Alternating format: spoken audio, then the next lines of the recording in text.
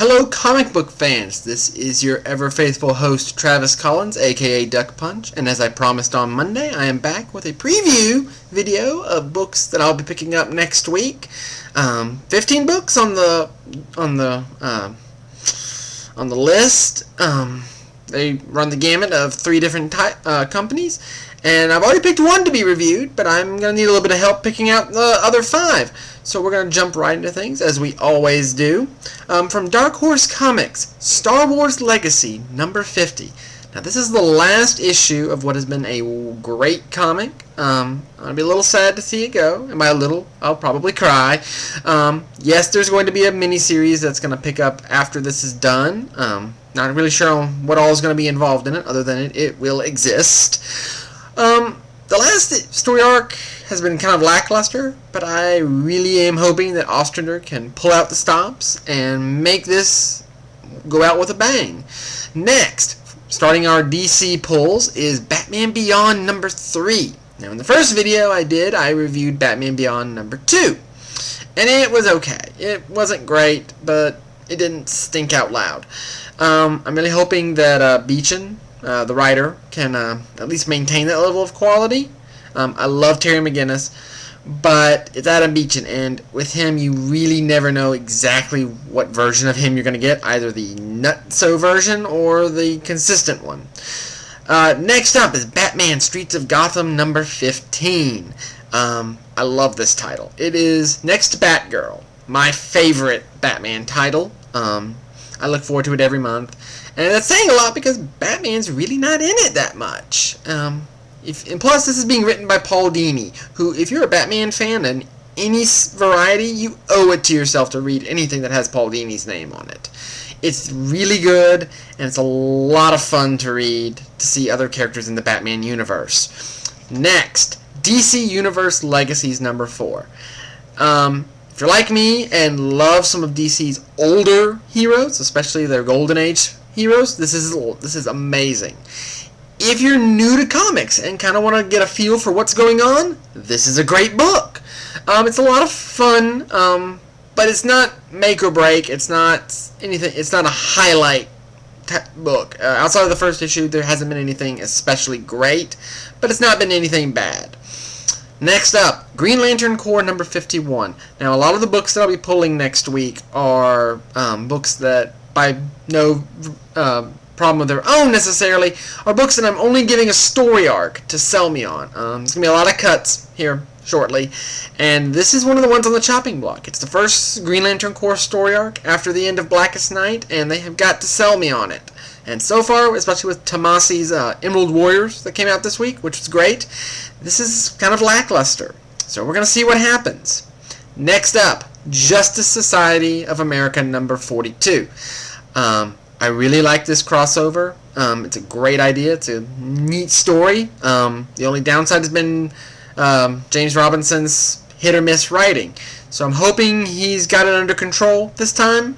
I'm hoping that we see some really good storytelling, because the last issue of JSA was hit-or-miss, but his last issue of JLA, Justice League of America, was really, really good. So we'll see. Next, Power Girl number 15. Now, if you've been watching this video for any amount of time, you know how much I love this book. And I said at the beginning of the show that I'd already picked one title to be reviewed, and yes, this is it. I love this book. I love talking about this book. I love talking about how much I love this book, in case you haven't noticed. It's a great title, and I'm excited to be able to get to read it and tell other people how much I love it. Finally, Supergirl number 55. Again, like Green Lantern number 51, this is a book that I'm testing out. I was reading it before New Krypton, but it's the first arc afterwards. And it's been okay. We're 2 issues in, and it's not terrible, but it's falling prey to a recurring, beat the audience over the head with how depressed she is over the loss of her family. Yes, she should be depressed. No, I shouldn't have to be reminded every single issue. Moving on to my Marvel books. Spider-Man number 640. And I'm reading this because I hate myself, and because I like reading crap. And make no mistake, this book is crap. It's crap, crap, crap, crap, crap. And the only reason I'm reading it is because I am afraid I'll miss something important that'll show up later on. But it's crap. It's terrible. Next, Avengers Academy number 3. And of the 4 Avengers titles, and that's right, there are 4, 1, 2, 3, and 4 Avengers titles, this is one of the weakest. In fact, I'd say the only thing weaker is The Avengers. But I'm reading this primarily because I want to say I read something by Christos Gage, and then I gave him a fair shot, even though it's boring the piss out of me. I'm hoping something actually happens in this issue. Like, really, I just want something interesting to happen, something to make me want to talk about it. But nothing's happened yet. Next, and speaking of Avengers, New Avengers number 3. I like this title. Bendis actually seems to know what he's doing. It's a street level team. I happen to like street level teams. And it's got magic. I tend to like magic. So far, nothing really to complain about here. It's a solid book and seems like it's going to be going somewhere interesting. We'll see what happens. Next, Secret Avengers number 4. Yes, please. Absolutely. I love this book. This is the Avengers book for me. Absolute best. If you're not reading this, you probably don't like Avengers. You probably don't like comic books. So why are you watching this video? Definitely looking forward to this, especially since the cover has Steve Rogers putting on Nova's helmet. That's just all sorts of awesomeness to me. Next up, Shadowland, Daughters of the Shadow number 1.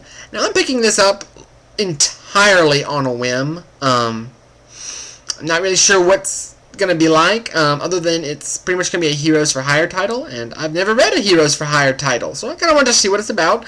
This might not even make it out of the store with me, but we'll see what happens. If I don't end up getting it, or I don't like it, I haven't invested anything significant into it, so no harm, no foul. Next, Thunderbolts number 147. Here's the thing with this book, and again, this is a test title. I like Parker, I liked Agents of Atlas, and I've liked his run on Thunderbolts, but this team post Siege, the Heroic Age team, is just boring. Like, I don't care about any of them. It's bad when the only one I care about is Man-Thing. I want this to be a good book, but it's on the chopping block. In fact, it's so far down the list that I really think that regardless of how good this arc is, I probably will end up dropping it when this first story arc is done. It's that low down the totem pole. Finally, Uncanny X-Men number 527. A couple weeks ago I did Uncanny X-Men number 526 and raked poor Matt Fraction over the coals. And he deserved it, and I'm really hoping that something has changed, but jaded comic fan that I am, I have zero, count them, zero, expectations for this. But we'll see what happens. So there you go, kids. 15 books, 15 titles that are going to get grabbed. Power Girl is already on the docket to be reviewed. That's going to kind of go without saying. But that leaves 5 books that are up for grabs. This is the part where I get a little bit of interaction. If any of these books sounded interesting, like something you might want to hear me talk about, let me know. Leave a comment or send me a message. Or if there's a book I left out that I probably should be reading that you think is a travesty against nature that I'm not, let me know that too. And if there's any other suggestions you can think of, questions, comments, snide remarks, especially snide remarks. I love snide remarks. Let me hear them. I always like hearing from people, and I try to incorporate comments into the show. Again, look forward to hearing from you guys, and have a good evening.